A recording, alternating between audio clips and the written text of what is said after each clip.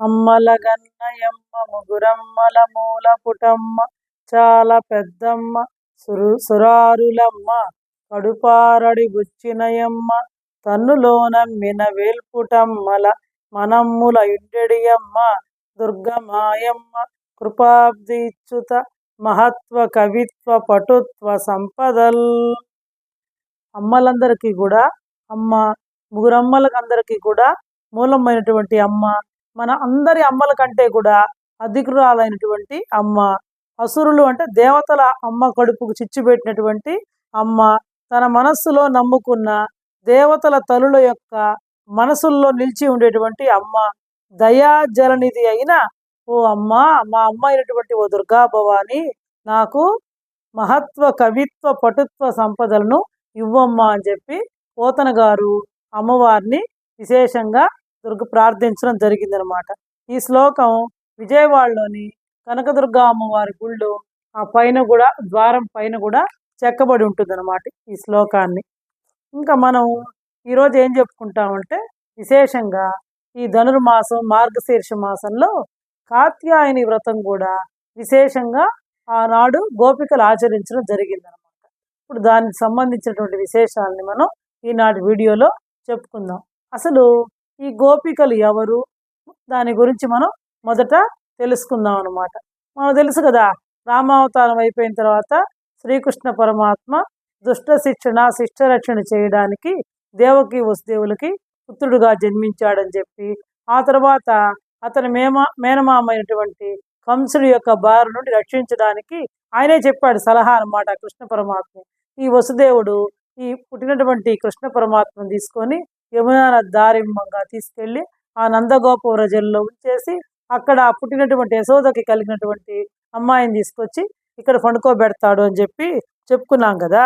కాబట్టి ముందుగా ఆయన ఏం చేశాడంటే, ఆయన కృష్ణావతారాన్ని ధరిస్తాను అని ఆయన అనుకున్నప్పుడు, సంకల్పించుకున్నప్పుడు ముందుగా దేవతలందరినీ కూడా భూలోకంలో యాదవులుగా జన్మించమని చెప్పి పంపించేశాడనమాట. యాదవులుగా జన్మించమని చెప్పాడనమాట.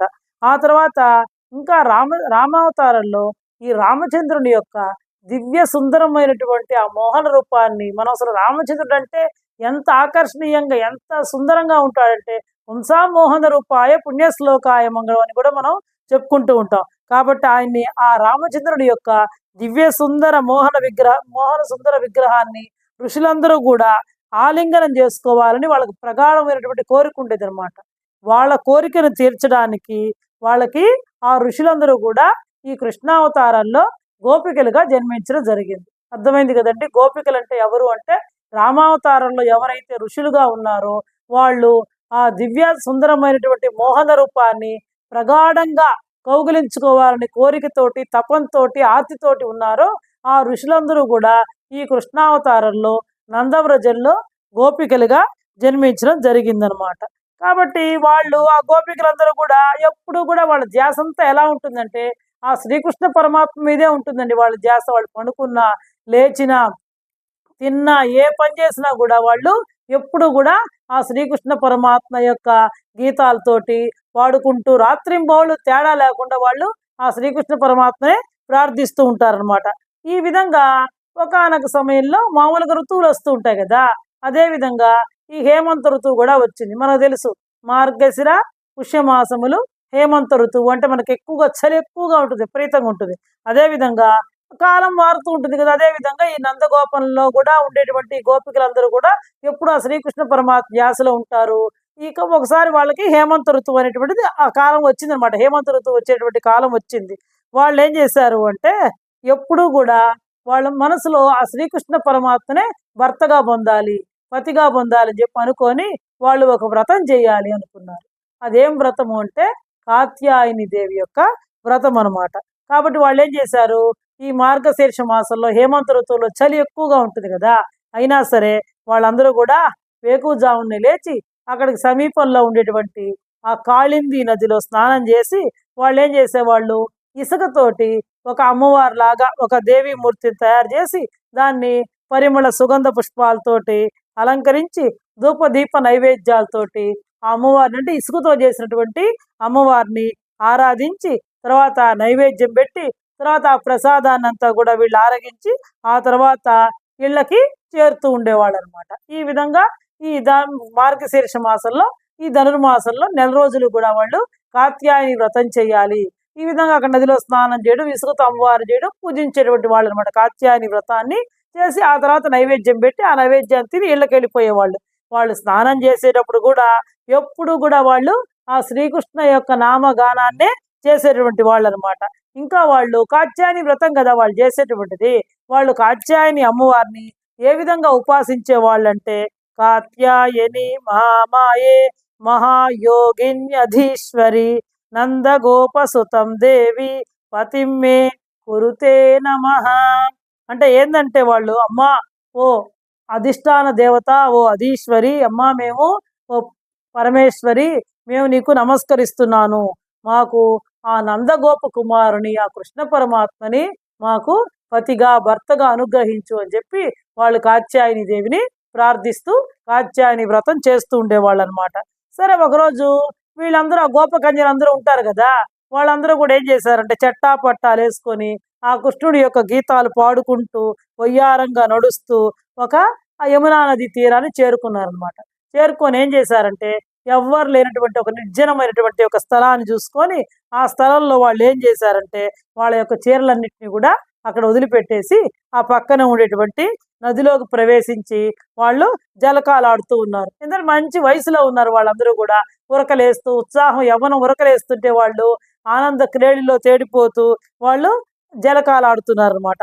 ఆ జలకాలాడల్లో కూడా వాళ్ళు ఏం చేస్తున్నారంటే, వాళ్ళ స్నానం చేస్తూ కూడా ఆ శ్రీకృష్ణుని లీలల యొక్క, ఆయన అనేక లీలలను చేశాడు కదా, కాబట్టి ఆ లీలల యొక్క గీతాలనే వాళ్ళు పాడుకుంటూ ఆనందంలో వాళ్ళు ప్రపంచాన్నే మర్చిపోయేటువంటి వాళ్ళు అనమాట. ఎప్పుడు కూడా మర్చిపోయారనమాట వాళ్ళు. ఎప్పుడు మనం కూడా అంతే కదా, చూడండి, మనకి ఇష్టమైనటువంటి పని చేస్తే దాంట్లో కనుక లీనమైపోయాం అనుకోండి, మన చుట్టూ ఉన్నటువంటి ప్రపంచాన్నే మర్చిపోతుంటాం.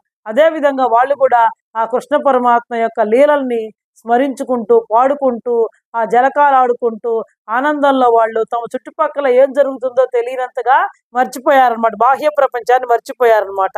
వాళ్ళందరినీ కూడా, గోపకాంతలందరినీ కూడా చూశాడు. ఎవరు?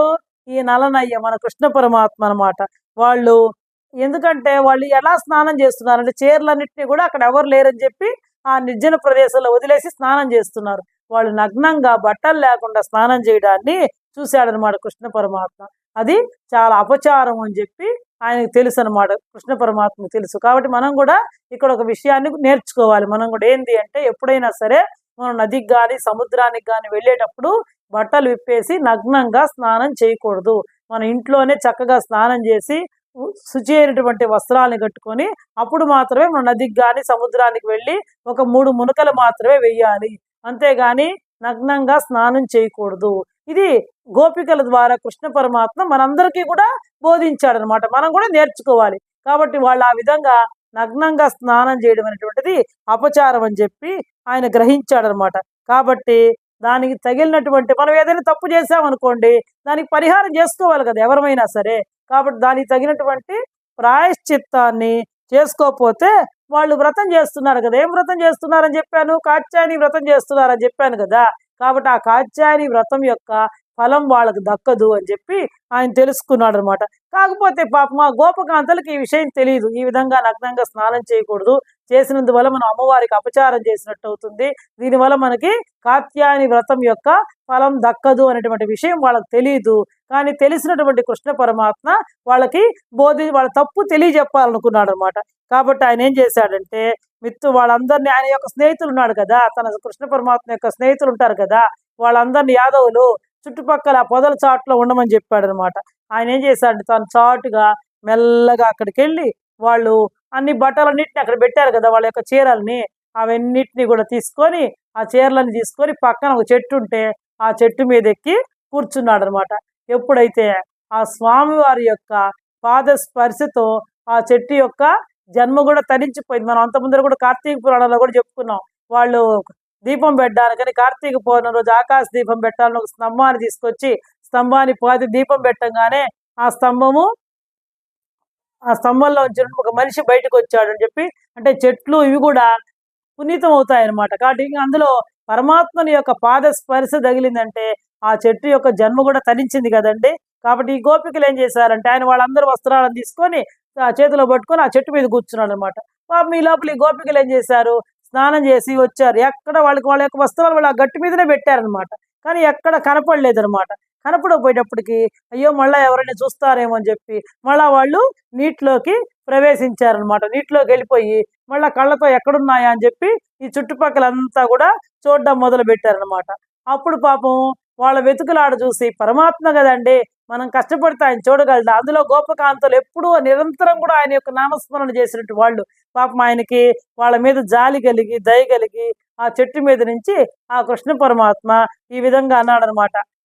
ఓ అమ్మాయిలారా, ఓ గోపకాంతులారా, మీ బట్టలన్నీ కూడా నా దగ్గర ఉన్నాయి. మీరు ఒక్కొక్కళ్ళుగా కానీ లేదా అందరూ ఒకేసారి వచ్చి ఇక్కడికి వచ్చి అడిగితే ఇస్తాను అని చెప్పి చెప్పాడనమాట ఆయన. మీ బట్టలన్నీ కూడా నా దగ్గర ఉన్నాయి, మీరు ఒక్కొక్కళ్ళకైనా రండి, లేదు అందరూ ఒకేసారి ఇక్కడికి వచ్చి అడిగితే నేను మీకు ఇస్తాను. ఎందుకంటే పాపం మీరు ఈ కాత్యాయని వ్రతం చేస్తున్నారు కదా, ఉపవాసాలు చేసి చాలా శుష్కించిపోయారు, నీరసించిపోయారు, ఇంకా ఎక్కువసేపు నీటిలో కూడా ఉండలేరు, కాబట్టి త్వరగా వచ్చి ఈ వస్త్రాలని తీసుకోండి అని చెప్పాడు అనమాట. పాపం ఆ కన్యలకి ఏం చేయాలో తోచదు, ఎందుకంటే వాళ్ళు ఇంకా దేహభ్రాంతిలో ఉన్నారు, మనకు బట్టలు లేవేటటువంటి దేహభ్రాంతిలో ఉన్నాడు. ఎలా వెళ్ళాలి పురుషుడి దగ్గరికి అని చెప్పి ఆ స్థితిలో ఉన్నారనమాట. పాపం వాళ్ళకి ఏం చేయాలో అర్థం కాక ఆ కృష్ణ పరమాత్మని బతిమిలాడారనమాట. ఏమని బతిమిలాడారంటే, అయ్యా ఓ పరమాత్మ, ఓ మహాశయ, మా చీరలను అపహరించి మా మానాలను ఎందుకయ్యా పోంగొడతావు, మా మనసుల్ని ఎప్పుడో దోచుకున్నావు, మా సిగ్గును కూడా దోచుకున్నావు కదా, ఇంకా ఏం చేస్తావయ్యా ఓ కొంటె కృష్ణయ్యా, నీ సంగతి మాకు తెలియదా, ఇదేమైనా ఘనకార్యమాను చేసింది, ఇంకా చాలించయ్యా, ఇదేమైనా భూమిని ఉద్ధరించడమా, లేదా ప్రహ్లాదుని బాధ పెట్టినటువంటి ఆ హిరణ్యకశిపుణ్ణి చంపడానికి ఎత్తిన నరసింహ అవతారమా, నువ్వేమన్నా వామనుడు త్రివిక్రముడు కావడమా, ఇంకా ఏందయ్యా దుష్టుల్ని శిక్షించడమా, ఏమైనా ఒక బుద్ధి కుశల చూపడమా, ఏందయ్యా నువ్వు చేసినటువంటి ఘనకార్యం, కేవలం వెకిలితనం కాకపోతే నీకు ఏంది వావి వరుసలు లేవా, నా వాళ్ళు పరాయి వాళ్ళు అనే వివేకం అక్కర్లేదా, కాబట్టి ఓ కృష్ణ మా వస్త్రాలు మాకు ఇవ్వు, నువ్వు రాజు కొడుకు అయితే అయ్యుండొచ్చు, నువ్వు రాజు కొడుకు కదా, ఆ మాత్రం రాజమర్యాద లేదా, నువ్వు ఈ విధంగా ప్రవర్తించొచ్చా, నువ్వేమైనా ఈ భూమండలానికి అందరికీ కూడా రాజువా, నువ్వేం చేసినా కూడా మేము సహించి ఉండడానికి మేమందరం వెళ్ళి మా నందరాజుకి చెప్తాము అని చెప్పి ఈ విధంగా వాళ్ళు ఏం చేశారంటే నయాన భయాన అనేక రకాలుగా పాపం వినవించుకున్నారు ఆయనకి. వాళ్ళందరి మాటలు విని పరమాత్మ ఒక చిరునవ్వు నవ్వుతూ ఏమన్నాడో అంటే వాళ్ళ యొక్క దేహ భ్రాంతిని ఏ విధంగా పోంగొట్టాడో మిగిలినటువంటి విషయాల్ని మనం తర్వాత వీడియోలో తెలుసుకుందాం. అప్పటిదాకా ఎదురు చూడండి.